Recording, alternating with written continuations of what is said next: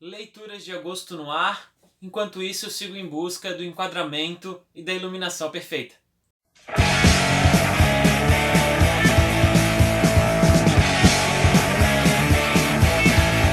Então, pessoal, terceiro vídeo de leituras aqui do canal, vocês já devem estar conhecendo o formato. Então eu vou falar rapidamente dos livros que eu li no mês passado, o mês de agosto agora de 2020. Então a primeira leitura do mês foi O Complexo de Portnoy, de Philip Roth.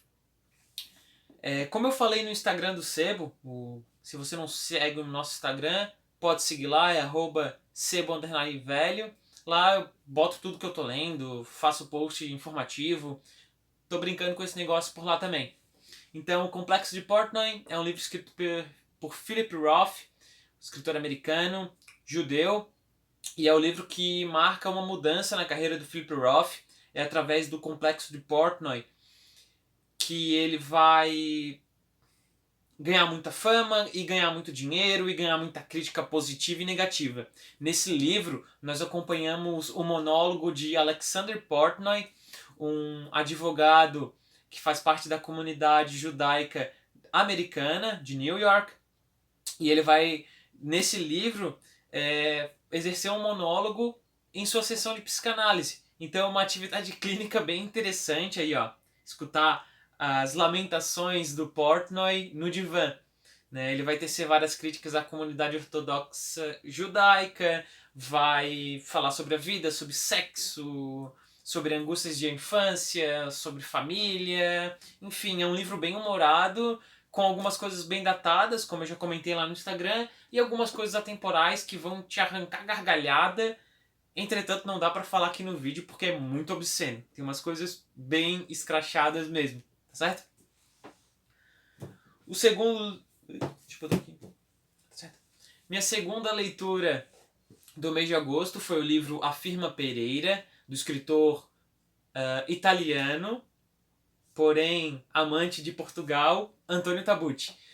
Foi o livro encaminhado pela TAG no mês de agosto, a TAG Curadoria, e está emprestado para uma amiga minha do trabalho, que viu a resenha, que já está aqui no canal, vou deixar o link na descrição. Viu a resenha, gostou do vídeo, gostou do livro, se interessou pela tag, eu emprestei para ela, e ela já vai assinar aí a tag. E tá lendo lá o livro, por isso que não tá aqui comigo. Acho que tá gostando. Depois eu vou conversar com ela pra ver o que ela achou. Minha terceira leitura do mês de agosto é mais um livro que não está em minhas mãos, porém é um exemplar que eu não tenho mesmo. Trata-se do livro O Leilão do Lote 49, de Thomas Pynchon. Thomas Pynchon é um dos escritores vivos norte-americanos que foi canonizado pelo crítico Harold Bloom, assim como Cormac McCarthy, que eu falei no vídeo passado. O Pynchon, ele é um escritor que muitos dizem ser o melhor escritor americano vivo, e muitos o têm também como um dos maiores escritores vivos do mundo atualmente.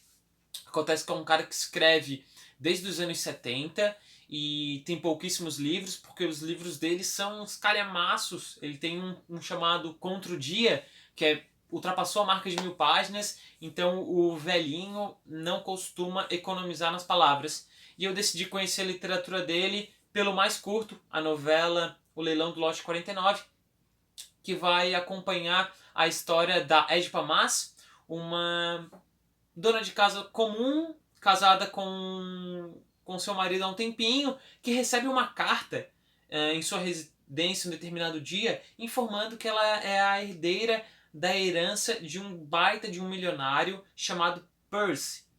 E esse Percy é um ex-caso dela de anos atrás, que ela se realizou por volta de uns 2 finais de semana apenas. Tiveram uma relação ali meio que uma paixão encanecida, e que pra Edipa Mais só foi aquilo, porém ela é surpreendida com essa carta de que vai ser responsável pelo inventário dele, assim, pela herança dele. Então ela parte para uma viagem até a cidade San Narciso, se eu não me engano, que eu nem sei se é uma cidade fictícia ou não, mas para encontrar com o advogado responsável por todos os trâmites dessa questão da herança dela. E esse advogado junto com ela, acabam se envolvendo em uma trama maluca, envolvendo uma organização de agências de correios clandestina, mas que é atravessada durante toda a história da humanidade, tem menções a essa agência de correios, e acaba dando uma confusão imensa. E é uma das marcas registradas pelo Pynchon na sua literatura. Ele não poupa personagens, são personagens que entram e saem a todo momento, personagens extremamente bizarros, uma trama que a todo momento em que os personagens vão chegar à verdade no mistério, eles encontram mais perguntas e tu vai criando várias paranoias, assim como os personagens que estão lançados nessa aventura. E, cara, é uma leitura muito difícil de escrever e os livros deles são extremamente difíceis de fazer uma sinopse justamente por causa disso. A partir do momento que tu entra nas aventuras do Pynchon, nessas aventuras pinchonianas, pode estar preparado porque ele vai brincar com a tua cabeça e vai fazer tu ter que, ó, suar para não perder o fio da meada e acabar muito pirado. E com certeza tu vai ficar e vai se perder na história. Mas o final desse livro, por exemplo, Leão do Lote 49, é maravilhoso. Uma das maiores experiências literárias que eu já tive. O Pynchon, ele tem personagens muito hilários, tem um conhecimento enciclopédico, histórico, que ele coloca nos seus livros, que enriquecem muito a narrativa e não deixa de ser interessante em nenhum momento. Não dá para tirar o olho das tramas dele. Então vale a pena conferir, quem tiver disposto a ir atrás de algum livro do Pynchon, eu recomendo muito. Em seguida eu li, como quarto livro do mês de agosto, Ruído Branco, do Dom DeLillo. Já tem resenha aqui no canal.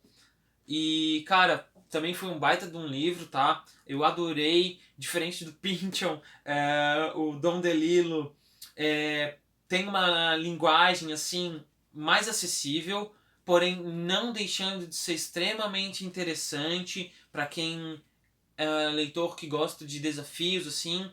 Ele é um cara que consegue escrever muito bem, principalmente a construção dos diálogos dele eu achei fantástico no Ruído Branco. E ao mesmo tempo ele também consegue te divertir, consegue te deixar meio doido, assim como o Pynchon, e consegue, cara, te satisfazer muito através da literatura, pela escrita dele, pelo texto dele, pelos personagens, pela trama, né? Foi um grande livro, o Ruído Branco, também recomendo demais para vocês, tá bom? E por fim, como eu disse no Instagram do Sebo Velho, novamente, se não segue, segue lá. Eu deixei o melhor pro final. Meridiano de Sangue, de Cormac McCarthy. Esse livraço aqui, esgotadíssimo, que eu tive que garimpar muito para achar. E levei sorte, porque é um livro que quem tem não costuma abrir mão. Ele está disponível muito em PDF, tu consegue achar facilmente. Mas a mídia física dessa obra-prima aqui é bem difícil. Eu dei sorte e ele veio lá de Ouro Preto, Minas Gerais, então foi um diamante garimpado aí pelos grupos de troca e negociação de livros. Meridiano de Sangue, de Cormac McCarthy, vai desde a primeira página nos mergulhar, nos inserir dentro do sanguinolento e brutal oeste americano, por volta dos anos de 1845, 1850. Vamos entrar na história desse livro sob o olhar de Kid, uma criança que sai muito cedo de casa, sofre diversas violências e acaba se misturando com todo tipo de pessoa do Oeste, até conhecer John Glanton, um oficial que é pago por meio de contratos com governadores de cidades para escalpelar selvagens. Então, o Kid, que é o personagem principal do livro, não tem nome, é o garoto apenas, entra na gangue de escalpeladores do John Glanton e começam a atravessar o deserto do Texas, divisa com o México, indo e voltando atrás de escalpos de índios. Porém, eles extrapolam isso e começam a pegar escalpos de outros americanos, de aldeões, de mexicanos, enfim. Cormac McCarthy ele faz uma espécie de metaficção histórica, ou seja, é através dessa gangue do John Glanton, que é o personagem que existiu mesmo. Esse cara existiu na história, é muito louco tu pensar isso. E por meio das aventuras dessa trupe, nós vamos vendo o como essa terra é manchada de sangue, o como essa história se construiu na base da violência, da brutalidade.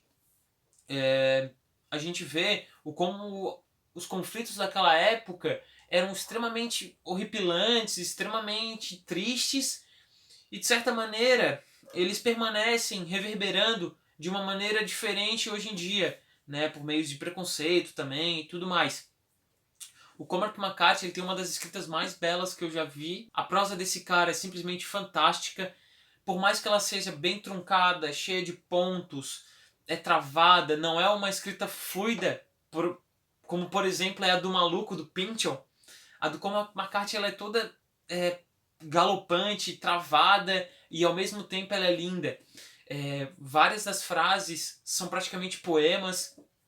Ele descreve a natureza, ele descreve a violência, ele descreve o gesto belo e o gesto brutal, ambos com a mesma prosa poética, lírica, bela.